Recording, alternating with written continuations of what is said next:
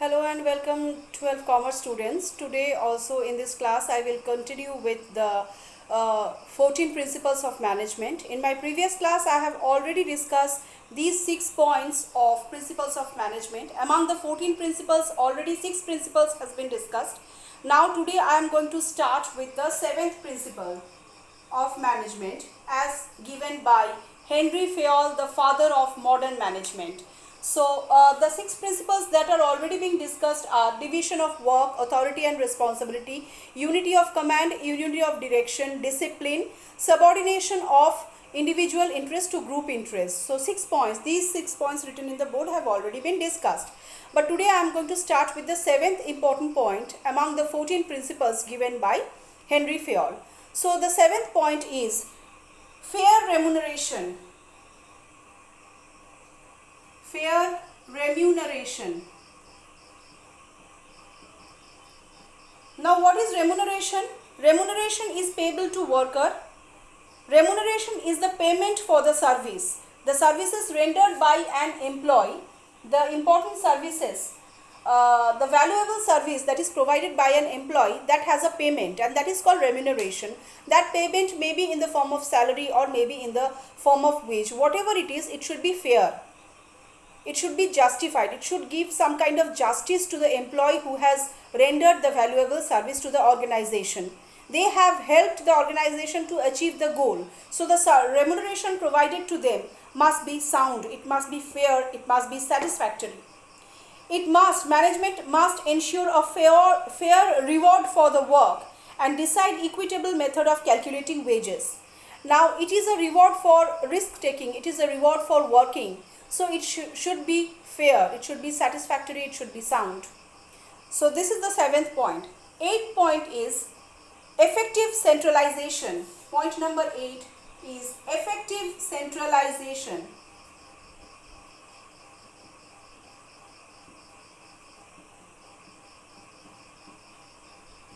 So effective centralization is the 8th point. Centralization means concentration of authority for decision making. The concentration of authority for a decision making. Centralization becomes very important. There should not be too much of centralization in a management, but there should not be too much of decentralization or the management also. There should be a proper balance between centralization and decentralization. Neither absolute centralization or absolute decentralization is desirable. Centralization should be such that the management is able to decide the extent of authority that is to be concentrated in an organization. So that is required by centralization. Next point that comes is scholar chain. This is very important. 9th point is scholar chain. This is the first time you are hearing this word. An individual question may also come that what is scholar chain. This is the 9th point, very important point. Individual short question may also come that what is scholar chain. This refers to the chain of superiors ranging from top rank to the lower rank in the management. It determines the clear line of authority from the top level to the middle level and from the middle level to the bottom level. All the line of authority, all the chain of authority in a hierarchical way, it is presented through a scholar chain. This should be present in an organization. This scholar chain should be there in an organization. So the scholar chain is very important. It serves the chain of command, the chain of communication that is to be followed in an organization, so the subordinates can follow their superiors. Next comes the 10th point, that is order. Order. What is order? Order refers to systematic arrangement of materials and placement of proper people in an organization. This principle stresses upon the proper utilization of the physical and the human resources, and also it implies the right man for the right job and right materials in a right place. So order is also very important principles of management. Now coming to the next point, that is equity. 11th point, equity. What is equity? Equity signifies that the management must treat the employees fairly, with justice and equity based kindliness. There should be neither be nepotism or favoritism, and or selection of workers according to personal favorites.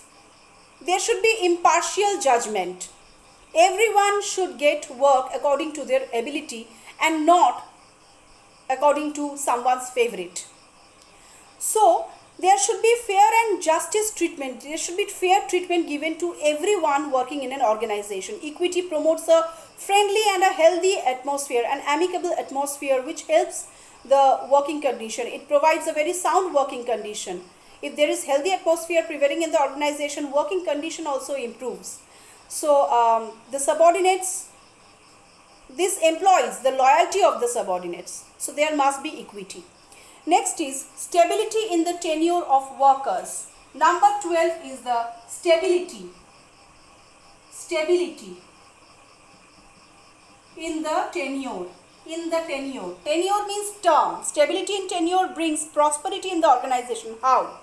If the employee always if the employee is always in an insecurity, if he feels that his job is not secure, then he will not be, and he can be terminated at any time, then he will not be provide his best. So employee should feel that his service is not going to be terminated. He is stable in the organization for a certain period of time, and then this secures his job, and this gets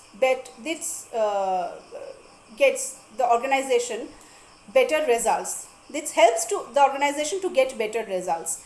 And guarantee of service should be awarded to every employee. Stability and continuity in the tenure of workers promote teamwork, promotes healthy work culture, and these minimizes labor turnover also. So that's why they should not be terminated without any substantial cause. Loyalty, economy, and minimization of labor turnover is possible if there is stability. Now comes the next point, that is 13th point, that is initiative. 13th point, initiative. Initiative means, what is the meaning of initiative? Initiative means eagerness to initiate an action, work related matters without being asked to do so.